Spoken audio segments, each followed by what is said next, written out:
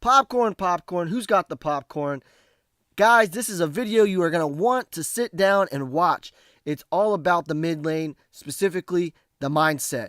It's going to give you those Moba concepts that are going to take your laning abilities and just make them top notch. It's going to define your role. It's going to give you ideas and concepts that you can apply to your game and immediately make you better. Please, please, you do not want to step away from your computer screens, your phones, or any other type of media outlet that you're watching this video on. It's going to improve your guys' game. So please buckle up, sit down, and get ready for this trash. It's going to be amazing.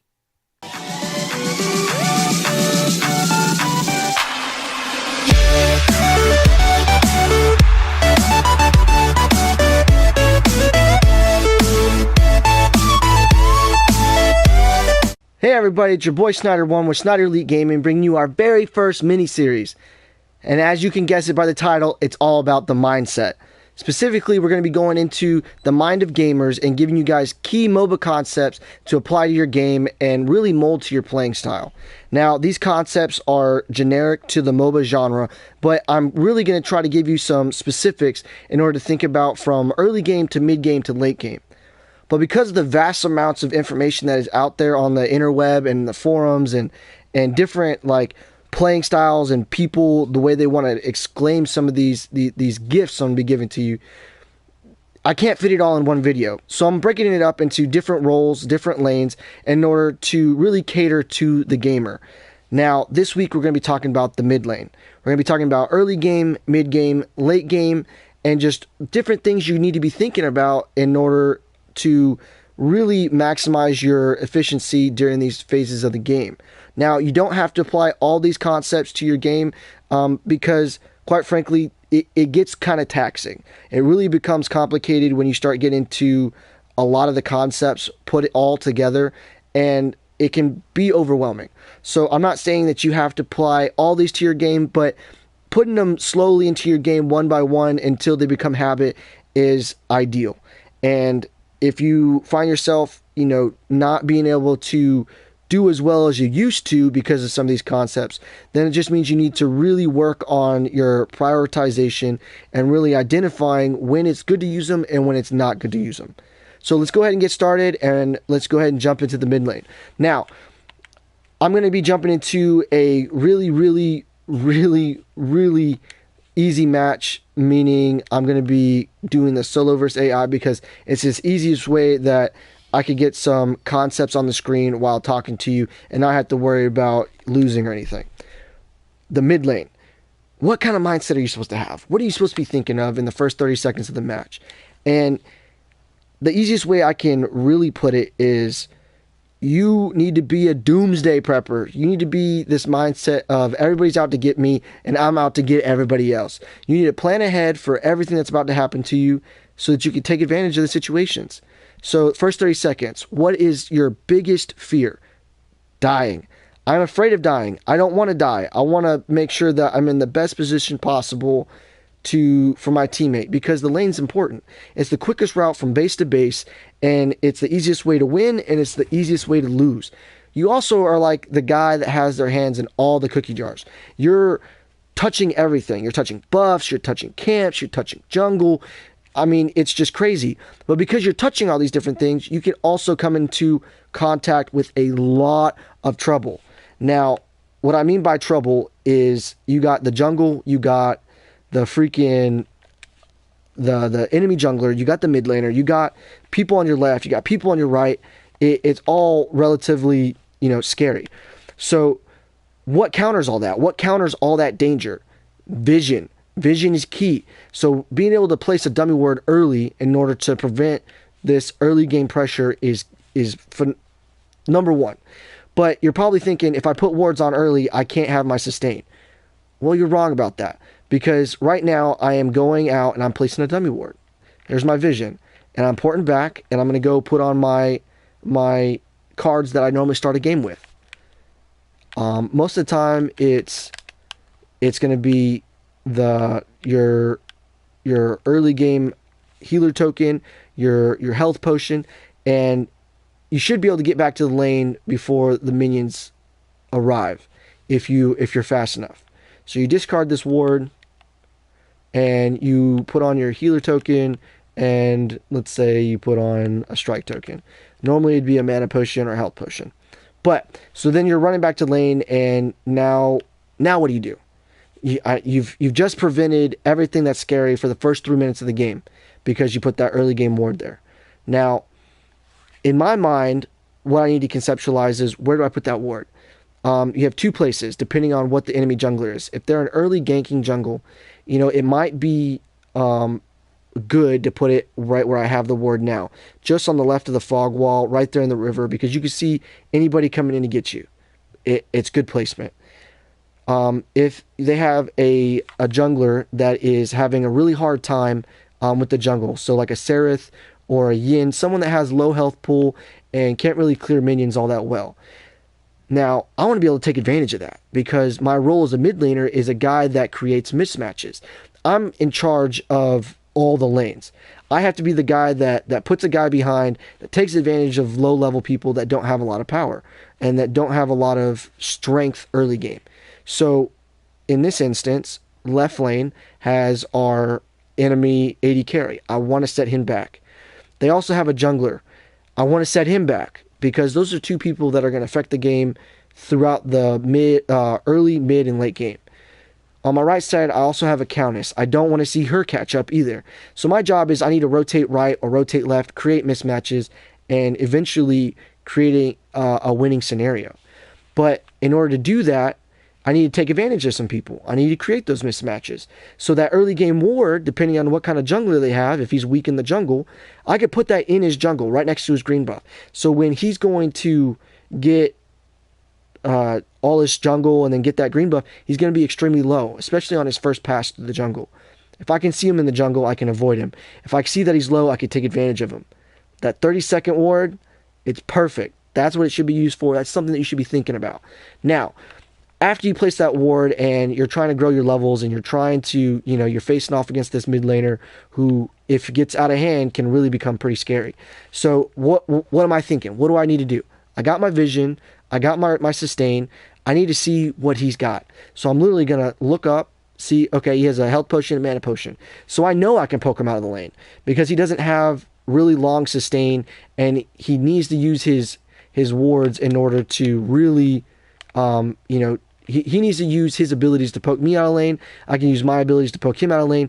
But because I have my healer token, I know I can poke him out of lane. So that's what I'm going to do. I'm going to go aggressive on him. I'm going to push him back. I'm going to force him out of the lane so that I can get more CP, more experience.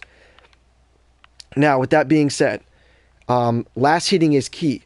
If you're just mindlessly throwing freaking thunderbolts at a minion and you're not taking advantage of how much experience you can get, you're not nearly optimizing your potential. CP is king in this game, in defending and being an offensive mindset. So right now, as you can see, I'm not last hitting. I'm just mindlessly pushing this wave, and I'm only getting 18 experience. But if I wait just a tad longer and I get a last hit on these guys, so let's say I'll grab this last hit right here, and let's see, because wow, I couldn't even get that last hit. But obviously, it's almost double, triple the experience, which is going to really come into effect later on in the game, and really put us in a position where we can help our enemy team. So overall, what should we be doing? We should be last hitting, getting CP, and getting ready to rotate. So because right now I have, I'm level 4. I'm not quite there. I can't really help anybody. I really can't kill anybody, but I'm trying to be as aware as I possibly can. The moment I get level 5, I hit my power spike, and I should be either trying to do two things. 1, put the mid laner behind and killing him, or 2, putting the AD carry behind and killing him. Now, when I'm doing that, in order to get to my full potential, there's 2 things I need to be aware about. And the number 1 thing that I can recommend is timers.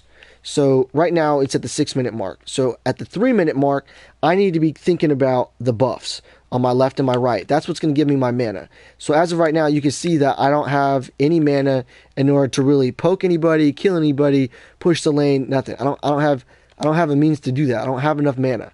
So in order to help with that, I should be getting this left buff and the right buff. And I do this in order to get my mana pull back. And it's very simple. By taking those buffs, you really can cut down on the resources your enemy team has to affect your team point blank. Like black buff really hurts towers, red buff gives damage bonus, freaking invisible buff, all that stuff. You need to be protecting those things as the mid laner. So I know the timer's every odd minute. So like right now, I'm gonna kill this, and at 9 minutes, they'll be right back up. So I gotta be cognizant of that timer.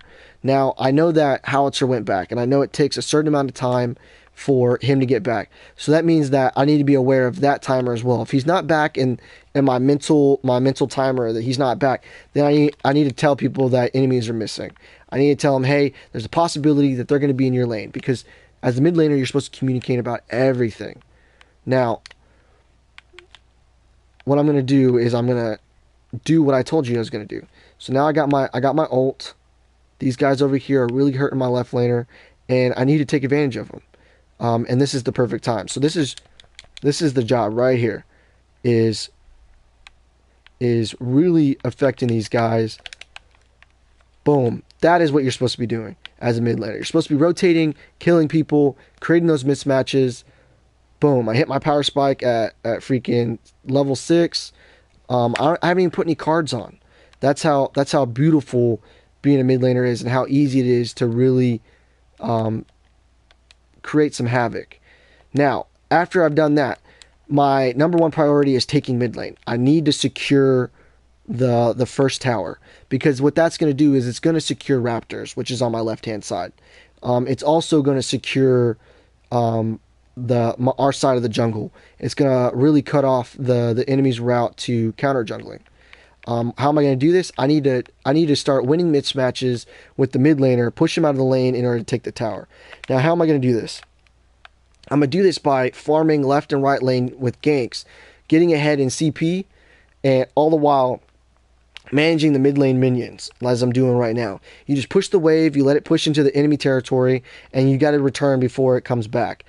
And in that time, you gotta offset that time gone with a kill. Now, I do have wards, and I was talking about timers. That's the second timer, is you need to understand, is a ward timer. They disappear every 3 minutes, and you can place 2 at one time. Unless you have a scout's ward, then you can have 3 wards up at all times. And like right now, I got the guy porting back. Timer. I know that I got at least 45 seconds to push this lane and get it into the tower before I'm able to rotate and try to help somebody. Now, pushed into the tower, I'd look left, they're pushed up, I'm going after them.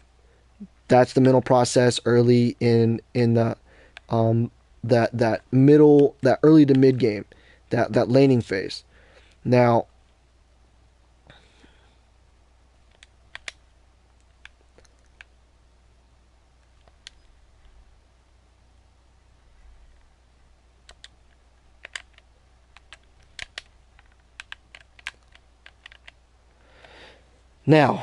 that you got that gank, and I'm creating that mismatch. My mid lane's still being defended fairly well.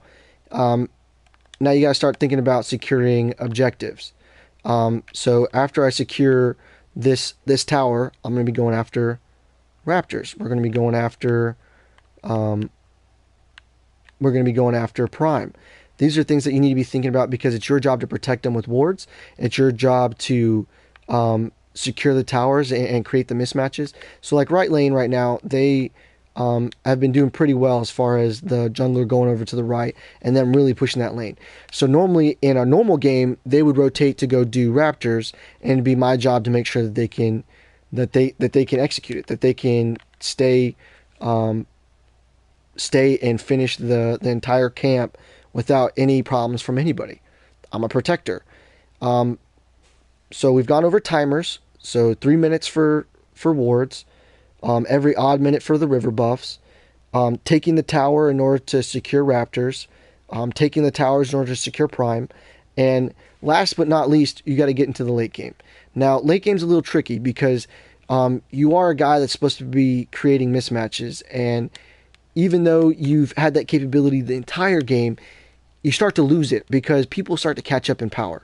The AD carry can now, four shot you, so you got to be really careful with how you try to punish them.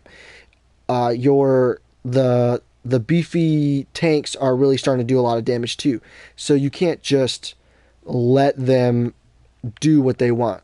So the way that you go about doing this is, for instance, you got to set them back really early, but you start playing a game where it's all about teamwork. You start grouping up. It's all about the group up. So when we group up, your sole job is to take out the AD carry, but you can't do it like. You can't just telegraph it. You have to be sneaky about it. You got to poke from afar, get him down, because you got those long distance moves, and you got to poke him down until you can finish him. If you're a Countess, it's a little bit different. If you're a Morgesh, it's a little bit different. You're all about killing their damage early so that you can win the team fight. Normally, it's by initiating with some kind of AOE or really, hitting a slow, hitting a stun, whatever it may be. It's your job to try to burst down the AD carry and really take them out of commission. That's also the AD carry's job and the support's job. That's what they should be doing. You should be trying to get rid of all their damage so that your tanks and your AD carry can survive it. Take out their damage first and then clean up everybody else. And not a lot of people think about that. Nobody really thinks about, oh, hey, in the team fight, what am I supposed to be doing? Who am I supposed to be focusing? Am I supposed to be focusing the Greystone or the freaking Revenant that's killing everybody? It's a thing that you got to think about. As the mid laner, it's your job to use your burst damage in order to really clean up all the damage on the enemy team. It's also your job to really protect everything. You're warding everything in the mid lane. You got your hands in all the cookie jars. That's it. So just in a short breakdown, timers, creating mismatches in different lanes, taking the lanes to secure objectives, and it all stems from your rotation, your decision making in order to who you're going to attack and who you're going to attack early, mid game, and late game. Most of the time, it's always the AD carry or the support. Those are your early game objectives. Your secondary objective is the other caster because you want to put him behind so that he can't do it to your team. That's simple. And then you're transitioning and protecting objectives. You're transitioning and protecting your fellow teammates. And last but not least, you're all about the minion clear because that's pretty much what you're good for late game, is being able to get rid of your minions in order to take objectives. That is what you're going to be transitioning to late game.